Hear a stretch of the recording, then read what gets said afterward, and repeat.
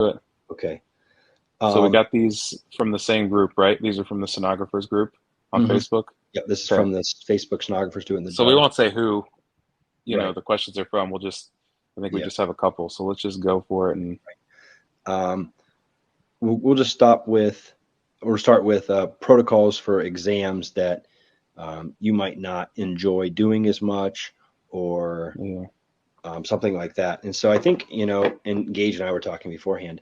Um, the biggest example that I could come up with would be the DVT studies for the legs for Hmm. ultrasound specifically. Some hospitals go below the knee, some hospitals don't go below the knee, and Hmm. so and also um, compressions and Yeah. pulse waves and I know the science of the reasons that we do it, but it's interesting that you can go one hospital and they do it one way, and versus another hospital they do it another way, and so I Yeah. don't really know how else to answer that question. I don't know if you It's have any. also, and we also talked beforehand, but it depends on who's doing it, right? So Hmm. where I did residency, you guys, us, the radiology department did all of this, Hmm. including the vascular stuff. Hmm. Here, at Iowa, where I do my fellowship, vascular does all of this stuff, Hmm. right? So I think who is reading it also influences how it's being done. Right. I think from a radiologist perspective, we've also talked about this, Hmm. but for exams in general, and especially the lower leg, like the DVT studies, Yeah. Yeah. Cines are the way to go. I'm not a huge fan, especially on DVTs, of the still shots Hmm. because you're showing me what you're labeling as the common Right. femoral vein Right. or the whatever vein it is you're showing me, and Hmm. then the image next to it is just a still shot of what I'm assuming you have compressed in that Right. same area. Right. So to me, a cine proves one that you show me the vein, and then in real time I get to see you compress the same vein. So for me, it just makes it easier Hmm. to analyze and interpret the images if Right. they're cine clips. Right. So I know you had an experience with and all radiologists are going to be different. Right. I love cine clips because in my mind, it's the only way to prove that you've looked at the whole Hmm. organ or whatever it is. So if Hmm. you're doing a gallbladder, you can take 50 still shots, but that doesn't mean you're going to see the whole gallbladder. They could Right. just be the same. So for me, a cineclip is the only way to prove that you look through because you can do a longitudinal sweep through the whole thing. You can then do a transverse sweep through Hmm. the whole thing. So in my mind, that's the only way to prove Right. that you've gotten every single Right. portion of the Hmm. organ you're looking at. Right. And I think, and I think that vascular labs, and just sticking with ultrasound, obviously, but vascular labs do the cine clips Yep. with the veins and stuff like that, Hmm. whereas general whatever departments Do the still shots. do the still shots. And I Yeah. don't understand the difference, and I don't understand why more radiologists haven't. I think that, and I agree with you. I think the cine clips are the way to go. It's a lot easier for us as sonographers because we get it done quicker. I know it's probably more of a pain in the neck for you guys to watch each cine clip video, but Yeah. I think if I was in your shoes, I would rather take the extra time, know Yeah. that the individual has done that particular thing appropriately and hasn't completely fallen off the vein, Hmm. and just is imaging some random muscle or some random tissue, Yep. and saying it's the same area. Um, and so, yeah, I don't understand why general departments haven't taken more of that vascular way of doing things. And I had a radiologist once in my life tell me I was taking a lot of cine clips because different places, they say we want different ways, and so it's kind of like is I've been to a lot of places, and as it you get used to somebody saying, okay, I want it done this way. So you do it this way. And then you get another place to do it this way. So Yeah. you're just like constantly doing it Hmm. the way that they want to do it. And sometimes they really like beat it into you. And so you're like, okay, that's the way I do it. I had a one radiologist tell me like, um, and I'll quote from kind of a quote.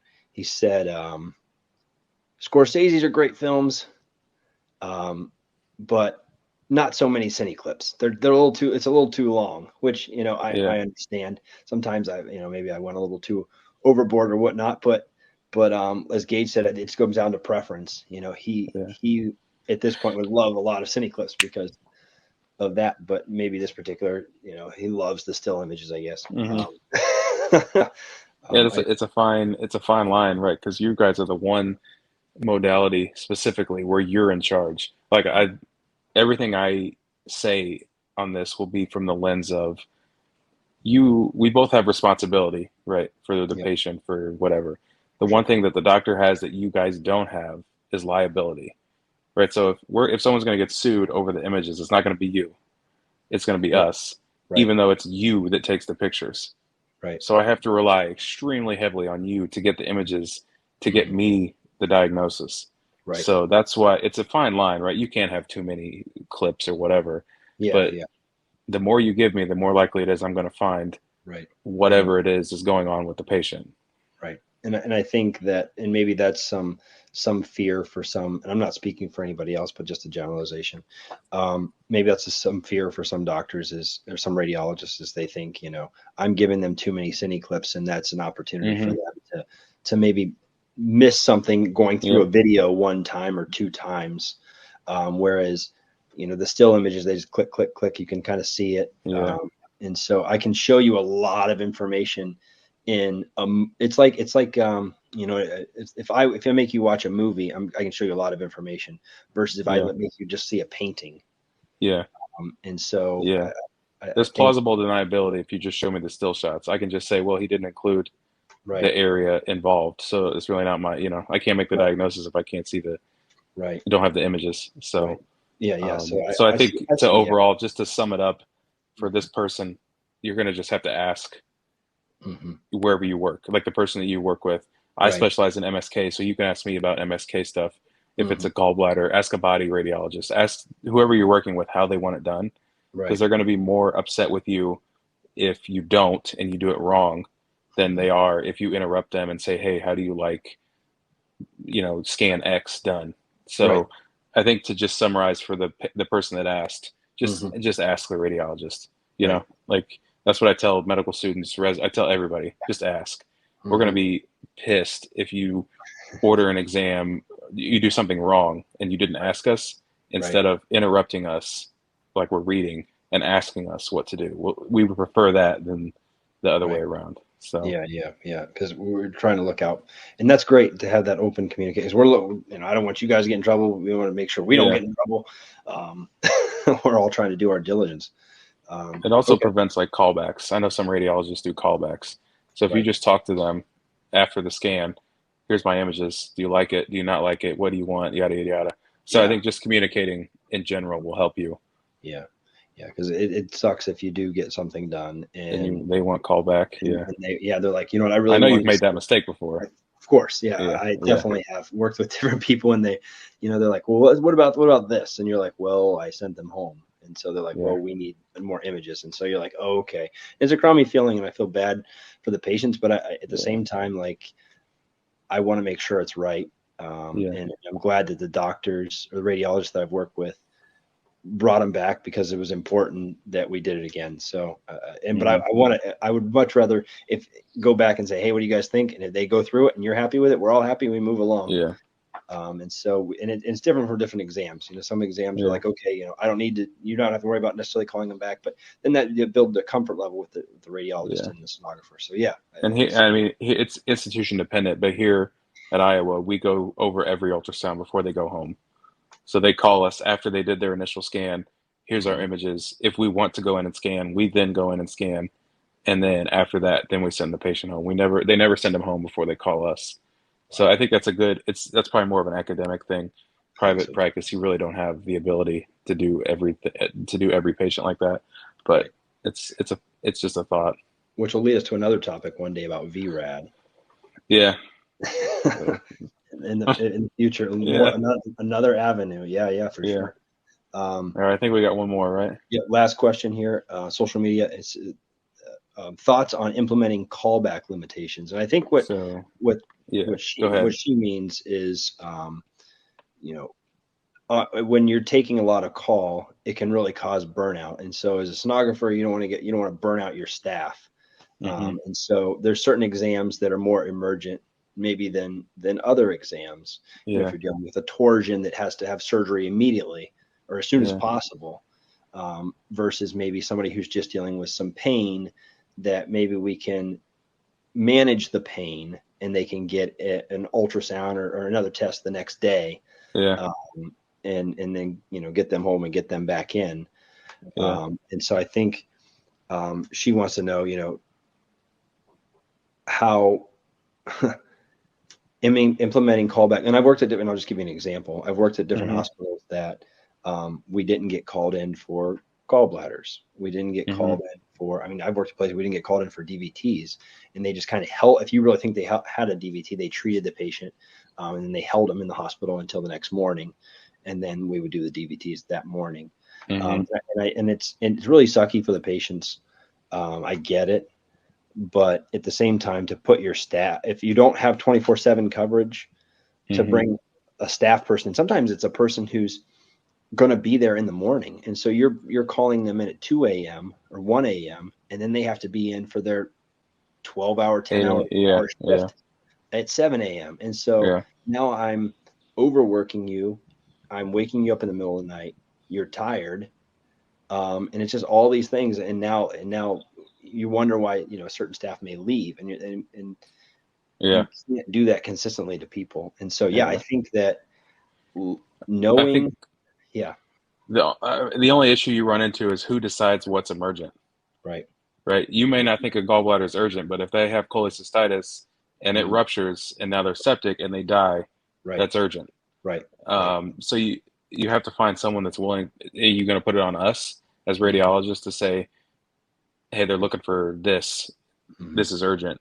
I think then if you put it on the ED staff or whoever orders it, they're gonna make up something, right, right? I think there's clearly certain studies that don't need to be done.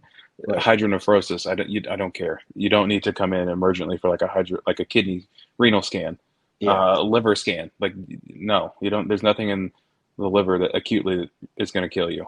right, Um, the gallbladder gets tricky because if they do have cholecystitis, they're going to have to go to surgery. That is an emergency, right, and ultrasound happens to be the most sensitive for that.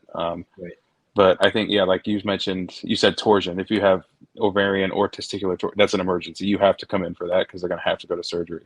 right, But I think then you just run into the issue of who decides what's emergent. Do right, you, as the sonographer, get to decide what you think is emergent? Because then you're going to punt a lot of stuff. Like in sure, my mind, a DVT would be emergent because of what it can turn into. Right? right, If you miss this, they don't, or you not miss it, you don't do it. They have it. They don't treat it. You get a PE. If they do have it, they treat it, or excuse me, if they don't have it, but clinically they think they do, so they go ahead and treat until you can come in the next morning. What happens then if they have a spontaneous bleed in the brain and right, they die from that because of the blood thinner? So yep, it gets yeah, very tricky very fast. right, yeah, you're right, yeah, and I think in the past that I think the ER doctors and have been the one that kind of said, okay, like we as a hospital don't have enough staff to put people on Hmm. call at these hours. And so, if something's really emergent, maybe they can get a CAT scan. Like if you think, this Yeah. gallbladder could be septic, or you think it's maybe choledocholithiasis or something like that, Hmm. um, we'll get a CT scan. If nothing shows up on the CT scan, although ultrasound's more sensitive, if we can hold the patient, um, Hmm. and stuff like that. And so I think that it's definitely, I mean, it's a tricky line, like you said. Like you want to make sure that we're doing what's right for our patients, but also maintaining staff so we can treat patients, Hmm. and then also hopefully not getting anybody sued or nobody dies, Yeah. um, from these things. And so I I think these are tough conversations that have to be had by probably the ER doctors, the Hmm. radiologists, Hmm. and in the leadership of those departments. So you need the doctors and the leadership to all sit down and have some sort of agreeing, that they can come to this notion and say, okay, this is the way we're going to do it, Yeah. and we all back up each other on this thing, because we have to maintain staff. If that, I mean, ultimately, it would be great, and we can just hire more people and get 24/7 staffed. Yeah. So then if we have, a lot of times overnight, if you work at small hospitals, you're not doing a ton of exams, Yeah.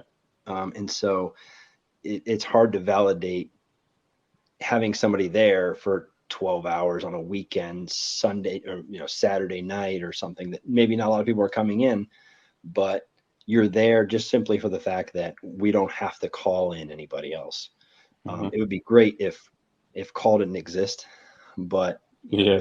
with staffing Yeah. with staffing issues that we have, It does. Yeah. it's gonna be there, and sometimes it sucks to get called in at 1 Yeah. a.m. for something. But And I know we didn't really answer the question, but I don't know that there is an answer to this yeah, question.